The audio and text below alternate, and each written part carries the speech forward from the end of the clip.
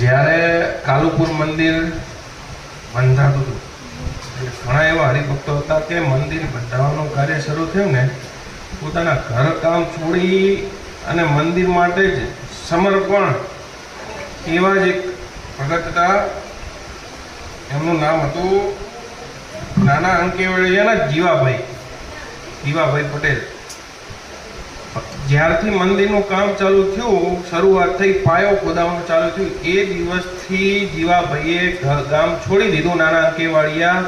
તે પોતાનું ગાડું લઈને ભગવાનના નરનારાયણ દેવના મંદિરને બાંધકામ માટે કે વિશ્વનું પ્રથમ સ્વામિનારાયણ મંદિર બંધાય તો એનો ફાળો, એની બુદ્ધિ કેટલી, એની સમજણ કેટલી કે ભગવાનનું પહેલું મંદિર બની રહ્યું હતું. એણે એમ વિચાર્યું કે મારે સમર્પણ થઈ જવું છે. ધણી પોતાનું કામ કાજ ધંધો બંધો મેલી 15 બધું છોડીને જ્યાં સુધી મંદિરનું કાર્ય પૂર્ણ ન થયું ત્યાં સુધી 15 વખત પોતાના ગાડાના ફેરા કર્યા પથ્થર લાવવા માટે. પથ્થર ક્યાંથી આવતા?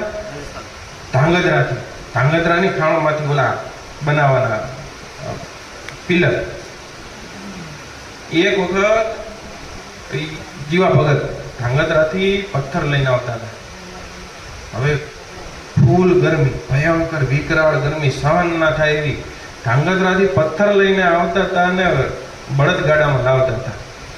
બન્યું એવું, જીવાભાઈ જે બળદગાડું લઈને આવતા હતા ને, પથ્થર તો વજનમાં ભારા હોય ને, અમુક ફેરા થઈ ગયા હતા એટલે બળદની સહન શક્તિ રહી નહીં, એટલે એક બળદનો પગ ભાગી ગયો. પથ્થર તો ભારા, એક બળદનો પગ ભાગી ગયો. લાવો કઈ રીતે? પથ્થર મંદિરનું કામકાજ ચાલો અને સ્વામી સમાચાર મોકલાવે. આનંદાનંદ સ્વામી કાલુપુર મંદિરનો બાંધકામમાં મુખ્ય યોગ ફાળો હોય તો કોનો? આનંદાનંદ સ્વામીનો. જેતલપુરનું મંદિર આનંદાનંદ સ્વામી જ બંધાવડાય.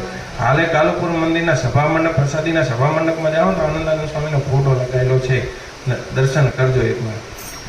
હવે જીવા ભગત અહીંયા કન ધાંગધ્રાથી આવતા હતા ને બળદનો પગ ભાગી ગયો.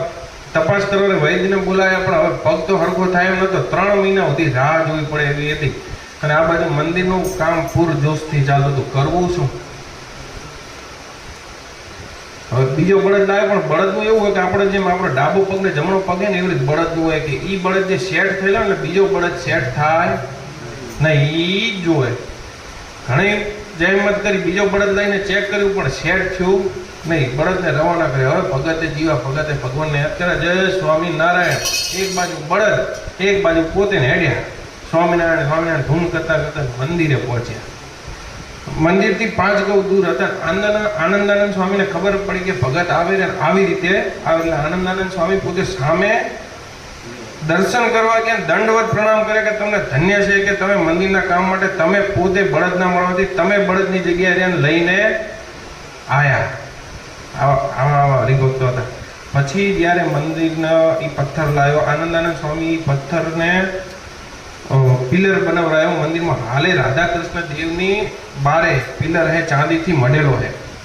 એ પથ્થર આનંદાનંદ સ્વામી પથ્થરનો પિલર બનાવરાઈને ઊભો કર્યો. હાલે ધાબળો ઊભો હે પિલર. અને પછી જ્યારે મહારાજને ખબર પડી કે આ રીતે જીવા ભગત પથ્થર ગાડામાં પથ્થર લઈને પોતે ઉપાડીને આવ્યા ને, મહારાજ રોઈ ગયા. મહારાજ કે આવી નિષ્ઠા, આવા હરિભક્ત નિષ્ઠા આપણે ભાભણ મંદિર બનેમાં આવી નિષ્ઠા કોની? ભાભણ મંદિર બનેમાં આવે નિષ્ઠા કોની? એક વખત દર્શન કરવાનું નહીં જવાતું, આંટો મારવા નહીં જવાતું આપણાથી. આ તો સમર્પણ બધું મૂકીને ઘર બહાર બધું મિલીને જતા રહીને આવી રીતને લઈને આવ્યા મહારાજ. આનંદાનંદ સ્વામીએ પૂછ્યું કે શક્ય છે છે આપણું? મેં કંઈ કર્યું નથી. કરવા વાળો કોણ? સ્વામિનારાયણ ભગવાન. એ ગાડામાં લઈને આવ્યા, પથ્થર મિલ્યો. મહારાજને ખબર પડી. મહારાજ જળજળીએ થઈને રોઈ ગયા. મહારાજે આશીર્વાદ આપ્યો કે જાઓ તમે દર્શન કરવા નરનારાયણ આવો. જો ભગવાન ફૂટી ગયા હોય ને તો આ પથ્થરના દર્શન કરજો, તમને નરનારાયણ દેવના દર્શન થાય ને એટલું ફળ મળશે. હાલે છે હો, હાલે.